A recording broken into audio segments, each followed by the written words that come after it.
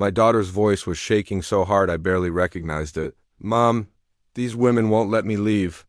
They're yelling at me." When I found her, 6 elderly churchwomen had her cornered like vultures circling prey. They were screaming at my 15-year-old child, calling her unchristian, accusing her of abandoning her baby brothers, and berating her for not serving her grandparents like a good Christian girl. They had no idea that I was done being quiet. And they definitely had no idea that the binder I would soon drop off at their church would burn their entire social circle to the ground. My name is Lisa, I'm 46, and for most of my life I thought I understood suffering. I'd weathered financial storms, marital storms, emotional storms, but nothing compared to what came after my husband died. See, when he was killed in an accident last year, it wasn't just grief that hit my daughters and me. It was truth, because we found out why my marriage had crumbled.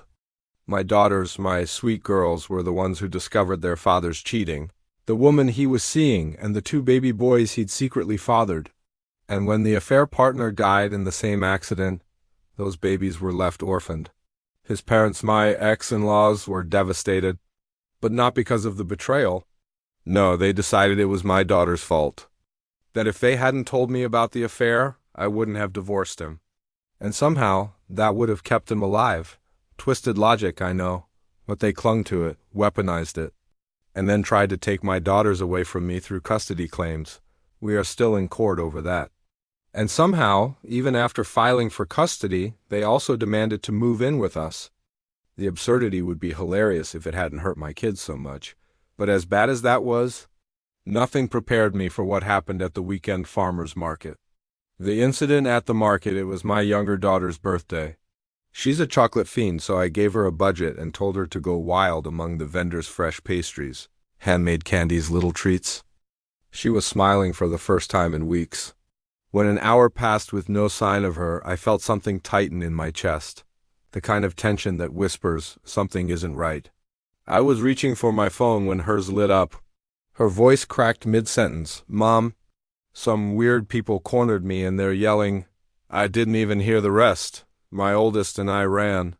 We found her backed against a stall. 6 older churchwomen, faces twisted with the kind of sanctimonious rage only deeply judgmental people possess, were surrounding her. My baby was crying. These women were towering over her. One of them jabbed a finger at her chest. "You're an unchristian child. Your grandparents are suffering and you refuse to support them." Another chimed in, "Your baby brothers need you. God calls you to be a nurturing sister." My daughter choked out, "They're not. I don't even. Stop yelling at me." Let me be clear, these women had no relationship with her. They were soldiers recruited by my ex-mill, and they had been fed lies. I stepped between them and my daughter so fast one woman stumbled back. "Touch my child again," I said, "and you won't have to worry about God, you'll have to worry about me." My voice wasn't loud, but it was steady, the kind of steady that makes people nervous. My oldest daughter gathered her sister and their bag of sweets, and I told them to go to the car. The women immediately pounced. One sneered, "You refuse to obey your elders. Your in-laws said you were a terrible Christian wife." "Good Christian wife?" I repeated. "My husband cheated. He fathered 2 children behind my back, and you are attacking my kids." That sparked a shouting match so intense a vendor had to step in. We were asked to leave the market entirely. These women followed me all the way to my car like a flock of angry buzzards. My daughters were shaken for hours. And when they finally fell asleep that night, I sat in the dark, heart pounding, knowing this couldn't continue. The Facebook lies, I reached out to a friend from that church, one of the few reasonable people left in that congregation. He hesitated, apologized, then sent me screenshots. My ex-mill had posted a massive, dramatic, manipulative novel on the church Facebook group. According to her, I had left her and my Phil homeless and penniless. They inherited my ex's life insurance and personal bank account. My daughters ignored them out of cruelty. They had been openly bullied by their grandparents. The orphaned baby boys had been taken away because of my daughters. False distant relatives took them, and the grandparents had refused to acknowledge the affair truth. But the crown jewel? She told the church that the affair partner had been our surrogate. Yes, she claimed that woman had been carrying babies for us. and that when the twins were born as boys, I rejected them because I only valued daughters.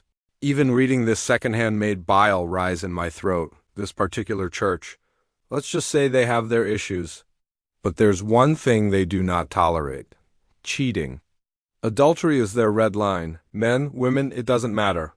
If you cheat, you're treated like a walking stain. My ex-mill knew this, which is why she lied, so I made a decision. If she wanted to weaponize her church, I would hand them the truth in the language they understood. Evidence. Undeniable, unforgiving. The next morning, I took the entire day off. First stop, a print shop. I gathered everything from the divorce discovery files, photos of my ex cheating, screenshots of his messages with the affair partner, messages between his parents admitting they knew about the cheating and supported it, screenshots of them mocking me for wanting a divorce, and the worst, texts and emails calling my daughters bastards, blaming them for their father's death, sent 2 days after he died. The printer handed me stacks of high-quality prints. Then I went home and created custom binders. I designed them to look exactly like the church's hymn packets. Same size, same binding, same cover illusion, and when someone opened them, the very first page greeted them with a full-color photo of my ex making out with his affair partner in our living room. Underneath it, in beautiful cursive, John and Emily, a forbidden love story. I'm not proud of how gleeful I felt. Actually, no, I am proud. Sometimes justice is art. I made over 20 binders. And before the next Sunday service, I dropped them off on the extra hymn books table. No one checks that table. Everyone knows that. I didn't attend the service, but the gossip grapevine was alive. Within hours, the Facebook group was a war zone. People were furious at my ex for cheating, furious at my ex-mill for lying, furious at how she and Phil had abused my daughters, furious that they'd weaponized church members against children. Even the pastor had to intervene in the Facebook comments just to stop people from posting biblical insults that would make a sailor blush. My friend said the older ladies who confronted my daughter were mortified. Some had no idea they'd been manipulated. Others quietly sent me letters apologizing to my daughters. And then came the funniest twist. Even though many said I was wrong to pursue divorce, they also insisted that given the shock of discovering the adultery, I would one day return to the light. Unlike the adulterers, basically I might be fallen, but my ex and his affair partner were full-blown demons. You gotta love selective morality. My ex-mill and Phil tried to protest. They claimed the binders were lies, that the photos were fake, that I had fabricated adultery. Then several church members pointed out that the affair partner worked with my ex. She looked nothing like me. His parents had texted him about the affair. In their own words, they had no defense. They were shunned within days. Eventually, they left the church entirely. And on her personal Facebook page, my mill posted a dramatic rant about how no one cares for the elderly anymore, and how her late son would have protected her. Protected her. With what money? I had been the breadwinner. Their sons were left everything to them, not his daughters. He had lied to me for years about updating it, but even in the end, none of that mattered. Because the truth had won. And my daughters? They finally slept peacefully again. Sometimes justice isn't loud. Sometimes it isn't cruel. Sometimes it's just truth placed exactly where it needs to be. My ex-mill sent an army of judgmental strangers after my 15-year-old child. She tried to rewrite a dead man's sins and dump them onto my daughters. She lied, manipulated, and poisoned her community. All I did was give that same community the truth in a format they couldn't ignore. And when her lies collapsed and the church turned their backs on her, I didn't celebrate. I just watched my daughters heal, one breath at a time. And that was victory enough. If you found this story as satisfying as I did, make sure to like the video. It really helps the channel. Subscribe for more stories of justice, revenge, and karmic balance. And tell me in the comments, what's the most shocking lie someone's ever tried to spread about you? And how did the truth finally come out?